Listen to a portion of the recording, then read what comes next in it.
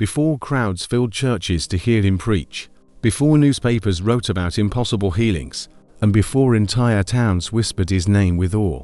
Stephen Jeffries was simply a coal miner buried beneath the earth. Day after day, he disappeared into darkness while the rest of the world carried on above him. The tunnels were wet, narrow, and the air was thick with coal dust, and every shift carried the possibility that a single mistake could leave a man trapped forever underground. For 24 long years. That was the world Stephen Jeffries knew. He was born in Wales during a time when mining was not just a profession, but a way of survival. Entire communities depended on the coal industry. Boys often became miners because their fathers had been miners before them. Dreams rarely stretched beyond the next paycheck. Stephen entered that harsh environment while still young, learning quickly that the mines demanded strength from the body and silence from the soul. Each morning began before sunrise. Miners gathered with tired eyes before descending deep into the earth. The cages carrying them underground rattled violently as they dropped through darkness. Once below, the men crawled through cramped passages with only dim lamps to guide them. The sound of picks striking rock echoed endlessly through the tunnels. Water dripped from the ceilings. Stephen Jeffries was known as hardworking and dependable. Like many miners, he endured injuries, exhaustion, and constant physical strain. Yet something deeper weighed on him.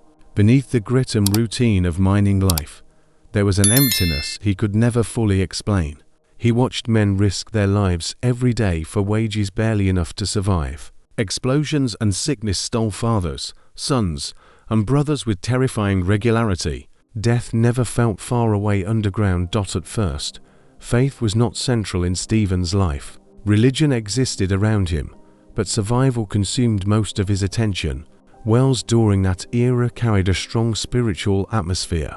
Chapels stood at the center of many communities, and stories of passionate preaching spread from town to town. Even so, Stephen remained focused on labor and family responsibilities, but years underground began shaping him in unexpected ways. Darkness has a strange effect on people. When a man spends endless hours beneath the earth, separated from sunlight and surrounded by danger, he begins asking questions he once ignored. Stephen often worked in silence, hearing only the scrape of metal against stone and the breathing of fellow miners. Those moments forced him to confront thoughts about eternity and purpose. Then tragedy struck his family in a way that changed everything. Stephen's brother, George Jeffries, became seriously ill. The sickness was so severe that doctors believed death was near. Medical options were limited, and hope began fading quickly. But during that desperate moment, something extraordinary happened. George experienced a dramatic recovery after people gathered to pray for him. To many around them, it seemed miraculous. That event shook Stephen deeply. For the first time, faith no longer seemed like distant tradition. It suddenly felt real and powerful. If God could intervene in the life of his dying brother, then perhaps the spiritual world was far more active than he had imagined. Questions he had buried for years now rushed to the surface. Stephen began attending meetings with greater seriousness, listening carefully to testimonies about prayer, healing, and transformation. Around the same time, spiritual revival was spreading across Wales. Churches overflowed with people seeking God. Prayer meetings lasted late into the night. Hardened men openly wept during sermons. Entire communities spoke about repentance and renewed faith. The Welsh revival became one of the most powerful spiritual awakenings in modern history. For a man who had spent decades underground, the contrast was overwhelming. The mines had taught him about darkness and human weakness, but these revival meetings introduced him to hope and spiritual hunger. Witnessing people cry out to God with sincerity stirred something inside him that years of labor had never touched. Stephen soon underwent a profound personal conversion. Friends and co-workers noticed a new seriousness in his character. He became passionate about prayer and committed to his faith. The same determination that had helped him survive 24 years underground was now redirected toward spiritual pursuit. Yet nobody could have predicted what would happen next. Stephen Jeffries eventually felt called to preach. For many who knew him, the idea sounded unbelievable. He was not formally educated. He had spent most of his life in the mines, rather than classrooms. His hands were rough from labor, and nothing about him resembled the polished religious leaders people expected.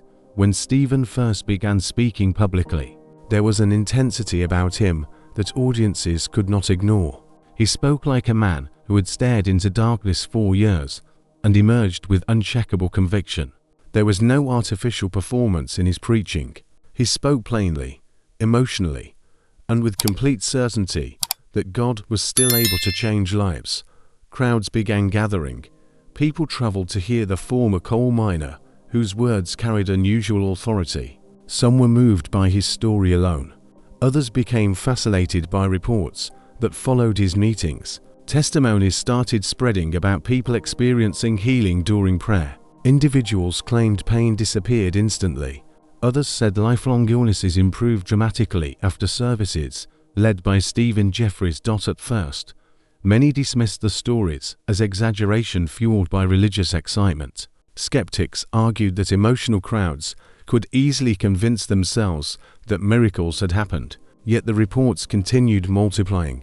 Entire communities began discussing the meetings. Newspapers took interest. Churches invited Stephen to preach in larger gatherings.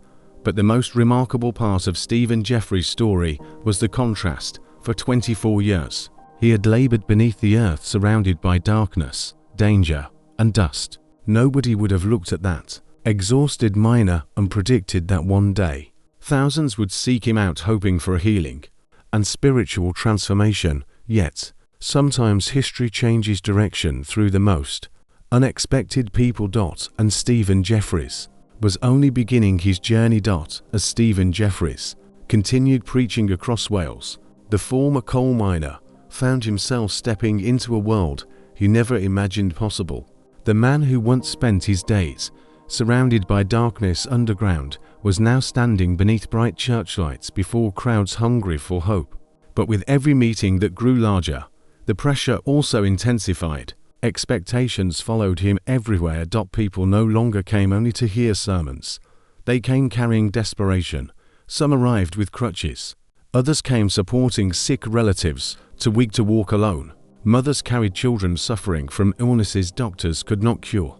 Men broken by years of pain waited silently at the edges of packed halls, hoping for one final chance at relief. By this point, stories of healing had spread far beyond local communities. Reports traveled from town to town through newspapers, conversations, and handwritten letters. Many people called Stephen Jeffries a healing evangelist. He never claimed healing power belonged to him personally. In fact, those close to him often recalled how uncomfortable he became whenever crowds treated him like a celebrity. Stephen constantly insisted that any miracle came through God, not through human ability. Yet no matter how strongly he redirected attention, the testimonies surrounding his ministry continued growing. One meeting in particular became impossible to ignore. A woman reportedly arrived suffering from severe physical pain that had left her nearly unable to function normally. She had exhausted medical options and attended the service with little expectation. During prayer, witnesses claimed her condition changed instantly. According to those present, she began moving freely and weeping uncontrollably as the crowd erupted in shock. Soon more testimonies followed. A man said he regained strength in limbs weakened for years. Another claimed partial blindness improved dramatically after prayer. Others spoke about emotional restoration, freedom from addictions, and overwhelming spiritual encounters during services. Whether every report could be medically verified became a subject of fierce debate. But one reality was undeniable. People left Stephen Jeffries' meetings convinced they had encountered something extraordinary. The atmosphere during those gatherings often became intense. Churches overflowed long before services began. People lined streets outside buildings hoping to enter. Singing echoed through packed halls as audiences waited with anticipation. Stephen's preaching style only heightened the emotional atmosphere. Unlike polished speakers who relied on intellectual sermons, He spoke with raw urgency. Years in the mines had stripped away unnecessary performance from his personality. His words carried weight because they sounded lived. When Stephen preached about suffering, people believed him because they knew he had suffered. When he spoke about darkness, listeners remembered he had spent decades underground risking his life daily. And when he talked about hope, it came from someone who believed he had personally witnessed transformation. But not everyone celebrated his growing influence. Critics emerged quickly. Some religious leaders distrusted the emotional nature of the meetings. Others questioned the authenticity of reported healings. Medical professionals sometimes dismissed testimonies as psychological excitement rather than genuine miracles. Newspapers occasionally published skeptical responses alongside stories praising the meetings. Stephen Jeffries understood criticism would follow him, yet the opposition intensified after several widely discussed healing claims captured national attention. Crowds became so large in certain cities that organizers struggled to manage them safely. Curiosity alone attracted many attendees. Some arrived desperate for a healing while others came merely to witness what they assumed would be spectacle or deception. Then came one of the most dramatic moments of Stephen's ministry. During a service packed beyond capacity, a severely disabled man was brought forward for prayer. Witnesses described the room as tense and almost painfully silent. Many had seen failed healing attempts elsewhere and expected disappointment. Stephen prayed with unusual intensity before stepping back quietly. According to testimonies from people present that night, the man slowly began moving in ways previously impossible. Gasps filled the room. Some cried openly, while others stood frozen in disbelief. The emotional eruption that followed became one of the most discussed moments associated with Stephen Jeffries' ministry. Stories like these spread rapidly across Britain. Invitations flooded him from churches wanting him to preach. Revival meetings expanded beyond Wales into England and other regions. Wherever he traveled, crowds gathered. Some meetings lasted 4 hours because people refused to leave. Prayer continued late into the night. Entire communities became consumed by conversations about the former miner, whose services seemed marked by unusual spiritual power. Yet beneath the public attention, Stephen carried private burdens few people fully understood. The constant travel exhausted him physically. Healing lines often stretched endlessly after meetings. People begged for personal prayer. Letters poured in describing impossible situations, and emotional pressure mounted daily. Stephen sincerely cared for suffering people, which made the responsibility even heavier. There were also moments of disappointment. Not everyone who attended his meetings experienced healing.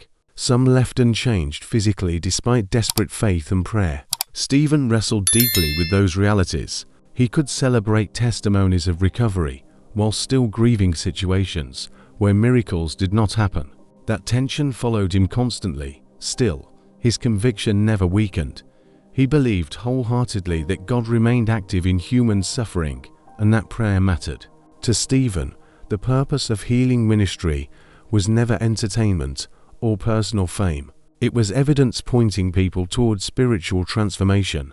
He repeatedly emphasized repentance, faith, and renewed commitment to God alongside any discussion of miracles. As revival fires continued spreading, Stephen Jeffries became one of the most recognizable evangelists of his generation. Newspapers debated him. Churches either welcomed or rejected him passionately. Crowds traveled long distances, hoping to attend his meetings. The coal miner who once labored unseen beneath the earth had become a central figure in one of the most dramatic spiritual movements of the era. But with growing influence came growing danger, because the larger his ministry became, the more intense the attacks also became. And soon Stephen Jeffries would face battles far more difficult than skeptical newspapers or hostile critics. The greatest challenges of his life were still ahead, and they threatened not only his reputation, but the very future of the movement he helped ignite. By the height of his ministry, Stephen Jeffries had become one of the most recognized revivalists in Britain. Churches that once hesitated to invite him competed for opportunities to host his meetings. Crowds traveled across cities and villages, hoping to witness the extraordinary atmosphere surrounding the former coal miner turned evangelist. Reports of healings, conversions, and emotional revival continued spreading rapidly, but success in ministry often attracts pressures invisible to the public. Behind the packed auditoriums and powerful sermons, Stephen Jeffries was entering the most difficult season of his life. The physical demands alone were overwhelming. 4 years, he traveled constantly from one meeting to another with little rest. Revival campaigns stretched 4 weeks. Services often ran late into the night, as prayer lines continued long after preaching ended. Thousands of people sought his attention, counsel, and prayers. The emotional burden became relentless, and Stephen was no longer a young miner, capable of endless endurance. Decades underground had already taken a severe toll on his body before he ever entered ministry. Years of breathing coal dust, enduring harsh labor, and surviving exhausting conditions left lasting physical damage. Though crowds saw strength when he preached, those closest to him noticed increasing fatigue, yet he pushed forward relentlessly. Many revivalists of that era believed urgency mattered because human lives and eternal destinies were at stake. Stephen carried that conviction deeply. Every meeting felt important. Every prayer for a healing felt urgent. Every sermon carried the weight of eternity in his mind. Rest often seemed secondary compared to the overwhelming needs surrounding him. At the same time, controversy surrounding his ministry intensified dramatically. Critics accused him of encouraging emotional fanaticism. Some newspapers portrayed healing meetings as manipulative spectacles. Religious leaders publicly challenged his teachings and questioned the legitimacy of reported miracles. Debates erupted across churches regarding divine healing, spiritual gifts, and revival practices. Stephen rarely responded aggressively to attacks. Instead, he continued preaching with the same direct simplicity that had defined him from the beginning. But criticism still affected him. No minister remains untouched when constantly scrutinized by both supporters and opponents. Every healing testimony brought celebration from some and suspicion from others. Then internal conflicts began emerging within the broader revival movement itself. Disagreements over doctrine, leadership, and spiritual practices created growing tension among Pentecostal leaders throughout Britain. Movements that once seemed united by revival passion slowly fractured under competing interpretations and personalities. Stephen Jeffries found himself caught in increasingly painful disputes. Perhaps the deepest conflict involved divisions over theological issues that threatened relationships he had built over years of ministry. Friends became opponents. Leaders publicly challenged one another. Meetings once filled with unity became strained by suspicion and disagreement. For Stephen, those divisions cut deeply. He had come from the mines, where survival often depended on solidarity among workers underground. Brotherhood mattered there. Trust mattered. To witness spiritual communities fractured by conflict became emotionally devastating. Still, despite mounting pressures, his meetings continued drawing extraordinary crowds. In one remarkable campaign, entire buildings filled beyond capacity hours before services started. Witnesses described people standing outside in rain, hoping merely to hear fragments of preaching through open windows. Inside, the atmosphere often felt electric. Singing thundered through crowded halls, while audiences waited in anticipation for Stephen to speak. And when he preached, something about his delivery still captured people completely. He did not sound like an academic theologian. He sounded like a man utterly convinced that eternity was real.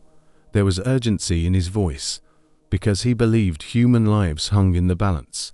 There was compassion in his prayers, because he personally understood suffering. And there was authority in his preaching, because listeners sensed authenticity behind his words. Many who attended his meetings later described feeling overwhelmed, not merely emotionally, but spiritually. Some said conviction struck them so strongly they could barely remain seated during sermons. Others described powerful moments of repentance or peace during prayer. And of course, the healing testimonies never fully stopped. Stories continued circulating about remarkable recoveries connected to his meetings, whether discussing physical healing, emotional restoration, or spiritual transformation. Supporters viewed Stephen Jeffries as evidence that revival power still existed in the modern world.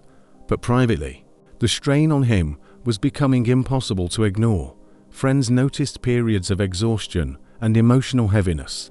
The endless cycle of travel, preaching, controversy, and leadership battles slowly drained him. Revival ministry looked glorious from a distance, but living inside it required tremendous sacrifice. Then came one of the most heartbreaking developments of all. Divisions within Pentecostal circles eventually led to painful separation between Stephen Jeffries and organizations he had once helped strengthen. Disputes over doctrine became increasingly public and bitter.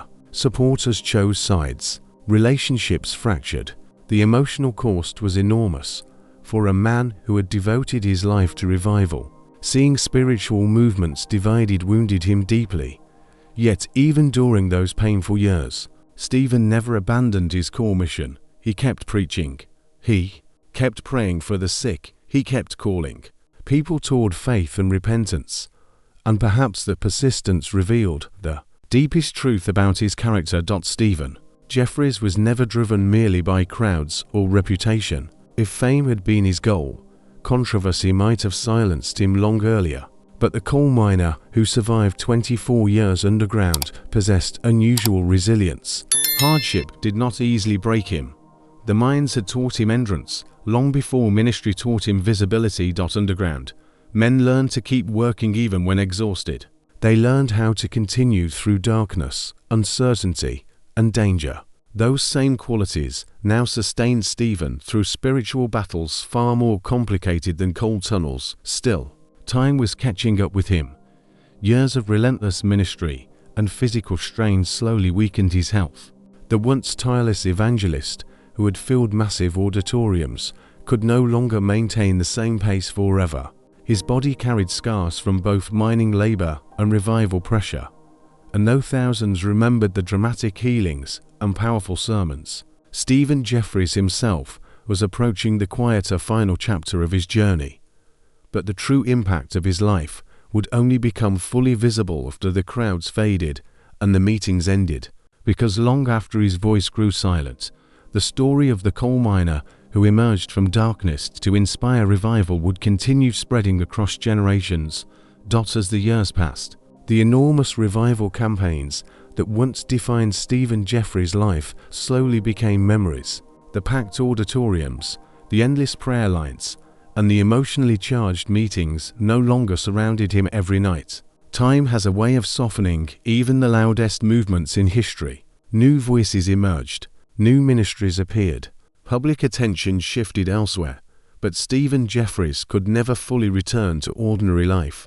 Too many people carried stories connected to his ministry. Across Britain and beyond, men and women still remembered the meetings where their lives changed forever.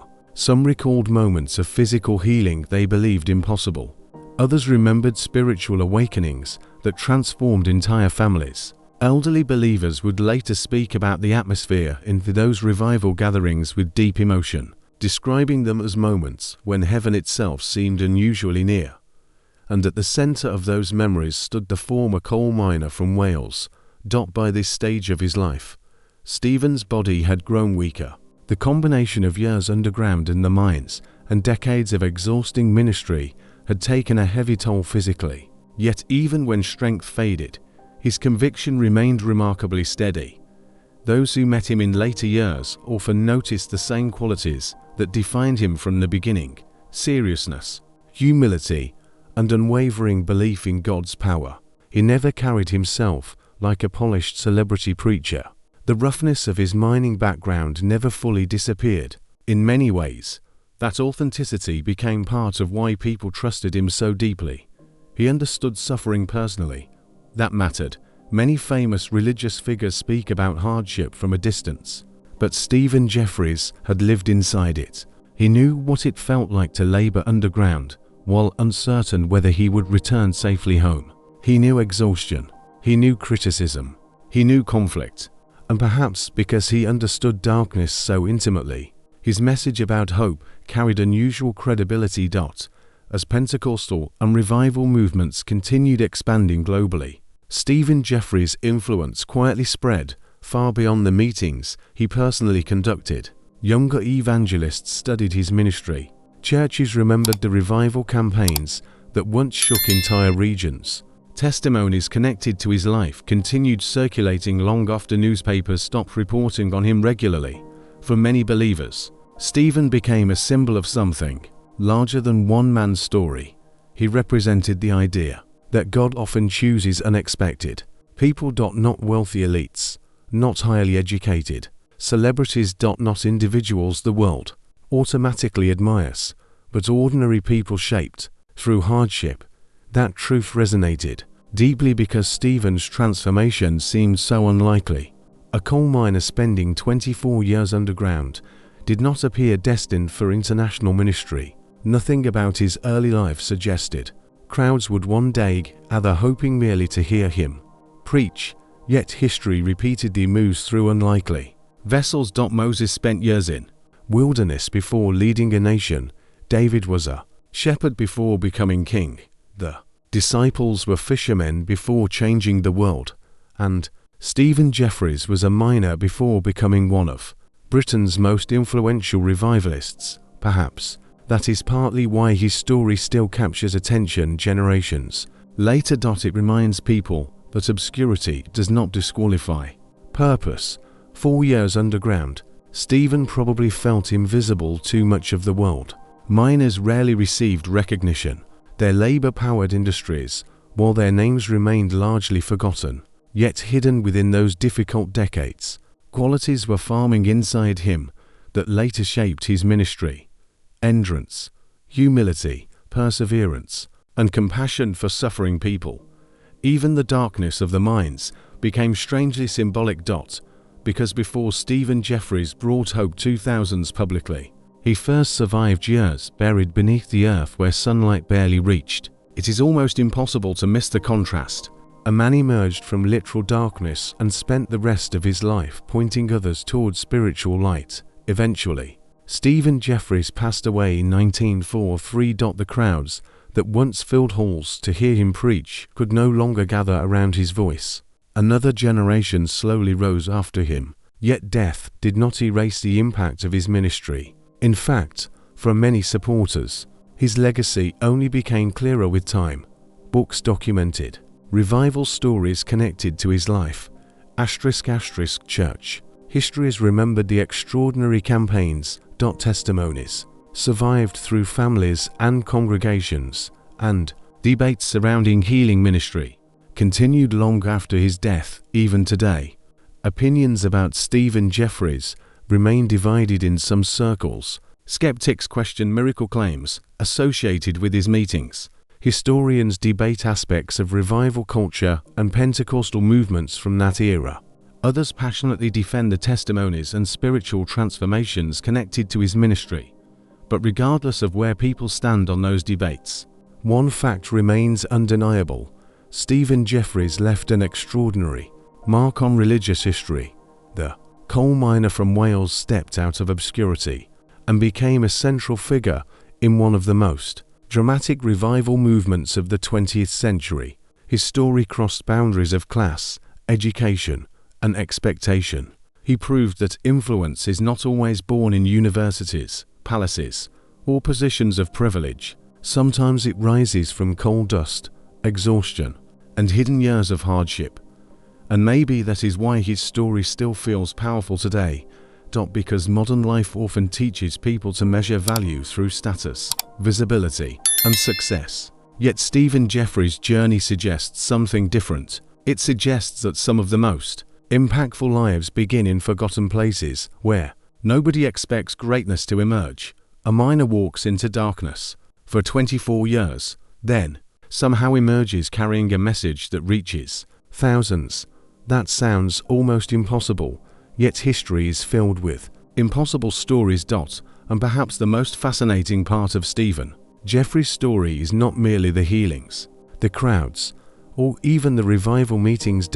It is the reminder that human lives can change direction completely. A man buried underground became a voice heard across nations. A laborer became a revivalist. A forgotten miner became part of history. And somewhere in Wales, beneath layers of earth once carved by exhausted workers searching for coal, the memory still lingers of a man who spent years surrounded by darkness before dedicating the rest of his life to bringing hope into the lives of others. Stephen Jeffries' story is more than the story of a preacher or a revivalist. It is the story of a man who spent 24 years buried beneath the earth, surrounded by darkness, danger, and uncertainty, yet somehow emerged to touch thousands of lives with hope.